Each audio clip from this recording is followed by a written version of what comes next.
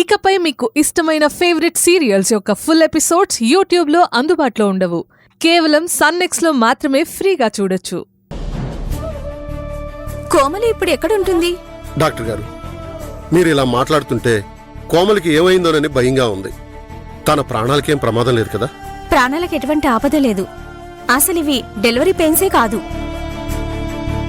కోమలి సరిగా తినకుండా నిద్రపోకుండా ఇంతవరకు తెచ్చుకుంది. ఇది తన కడుపులో ఉన్న బిడ్డకి అంత మంచిది కాదు. ఇంకొన్ని రోజుల్లో కోమలికి డెలివరీ కాబోతుంది. మీ అల్లుడేమో తనని బైక్ మీద హాస్పిటల్కి తీసుకొచ్చారని చెప్తున్నారు. ఎవరైనా నెలలు నిండిన గర్భిణీని బైక్ మీద తీసుకొస్తారా? డెలివరీ టైంకి తనకి బాగా ఎనర్జీ కావాలి.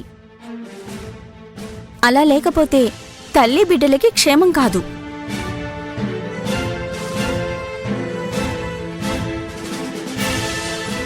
సరే డాక్టర్ గారు, ఇక మీదట కోమలిని మేమే జాగ్రత్తగా చూసుకుంటాం. వస్తామండి. ఉంటాం డాక్టర్. అలాగేనండి.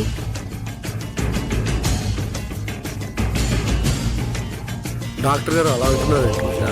ఏమోనండి.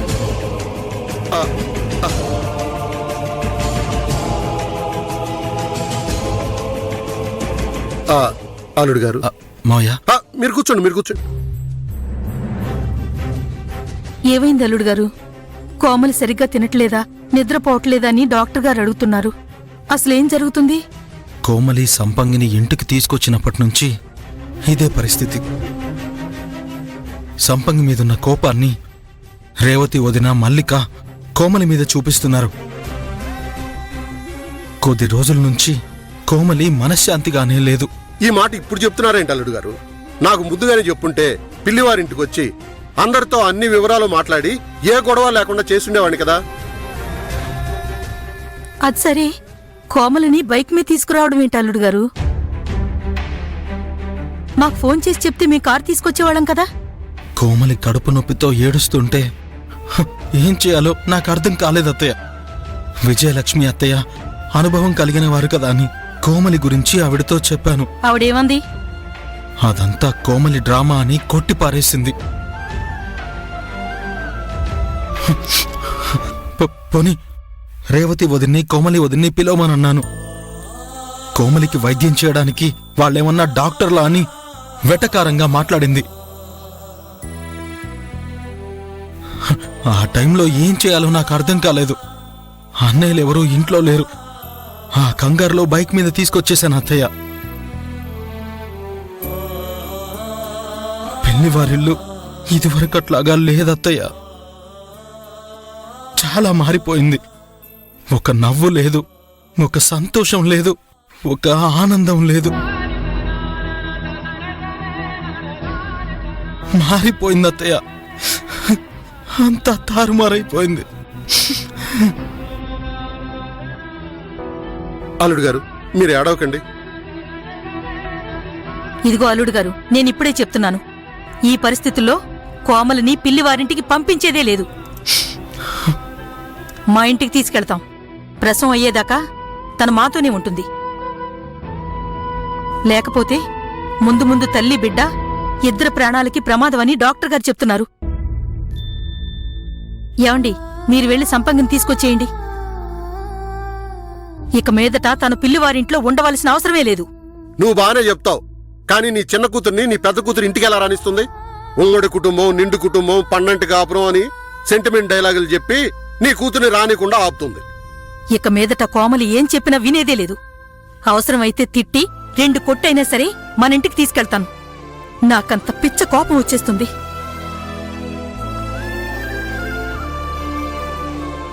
అల్లుడు గారు, మీకెప్పుడు కోమలను చూడాలనిపిస్తే అప్పుడు మా ఇంటికి వచ్చి చూడండి. ఇక మీదట పిల్లివారిని నమ్మి కోమల్ని అక్కడికి పంపించడం జరగని పని. చూసావా, మనం ఎన్ని మాట్లాడుతున్నా అల్లుడు గారు ఏమీ మాట్లాడడం లేదు. ఏంటల్లుడు గారు, మీ ఉద్దేశం ఏంటి? నేను చెప్పడానికి ఏం లేదత్తయ్య. కోమలి ఈ టైంలో పిల్లివారింట్లో ఉండకపోవడమే బెటర్.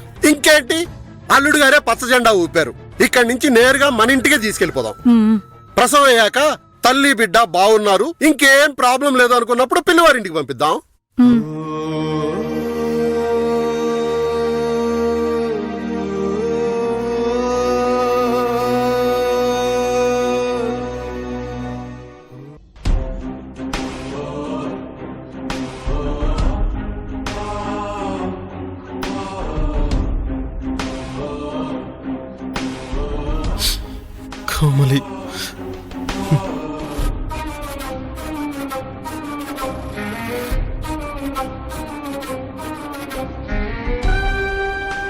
కోమలి నీకేం కాదు కోమలి.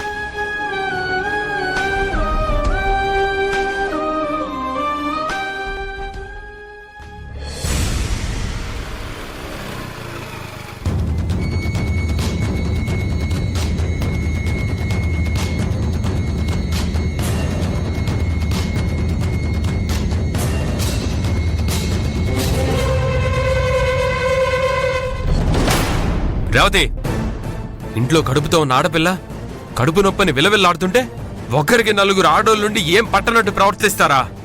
ముఖ్యంగా నువ్వు. నీకసలు మనస్సాక్షి అనేది ఉందా? నిజంగానే కోమలికి కడుపు నొప్పని కానీ తన హాస్పిటల్కి వెళ్తున్న విషయం గానీ మాకు తెలియదండి. తెలిస్తే వెళ్లకుండా ఉంటామా? వాళ్ళు హాస్పిటల్కి వెళ్లారన్న విషయం మీకు నిజంగానే తెలీదా? మరి కోమలి వాళ్ళు వెళ్లేటప్పుడు బాల్కనీలో నుంచుని చూస్తూ నిలబడిందెవరో. పెదబావా, ఈ సంపంగిని ఇంటికి తీసుకొచ్చిందని మేం కోమలి మీద కోపంతో ఉన్నమాట నిజమే. అందుకని కడుపు నొప్పితో ఉందని బాధపడుతుంటే అలా చూస్తూ వదిలేస్తామా? అసలెందుకిలా అరుస్తున్నావు పెదబావా? కోమలి ఇంట్లో బాధతో అరుస్తున్నప్పుడు మీరింట్లోనే ఉన్నారుగా. ఈ ఫ్రాడ్ పొలం పత్రాలని దాచినప్పుడు కూడా అందరం ఇంట్లోనే ఉన్నాం. కాని ఈ విషయం మనకప్పుడు తెలిసిందా? చూసారా బావగారు, అసలు మీరేం అడుగుతున్నారు? మల్లికక్క ఏం చెప్తోంది? ఇది అలాంటిదే.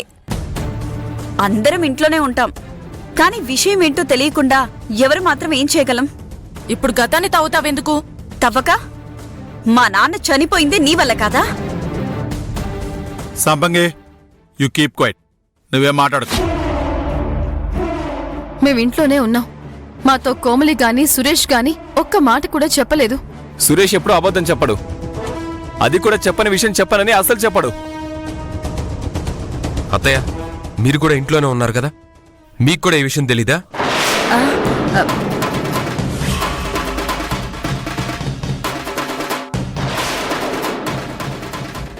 చెప్పండి. పిల్లివారు ఏం చెప్పినా నమ్ముతారు. నిజం చెప్తే ధర్మేష్ చంపేస్తాడు. గుంపులో గోవిందలాగా మనం కూడా మల్లిక వాళ్ళు చెప్పింది చెప్పేద్దాం. ఏంటత్తయ్య, ఏం మాట్లాడలేదు? మీకు తెలుసా తెలీదా? తెలీదు నరేష్, అల్లుడివి. నువ్వు కూడా ఇలా అడుగుతావేంటి?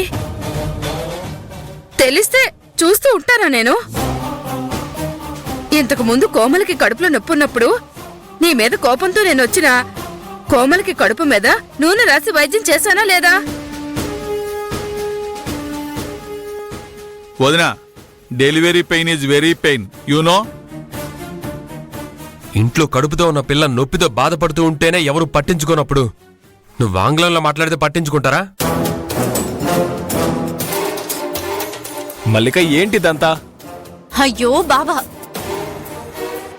కోమలికి కడుపు నొప్పి అన్న విషయం మాకు తెలీదు అని చెప్తుంటే నమ్మరేంటి?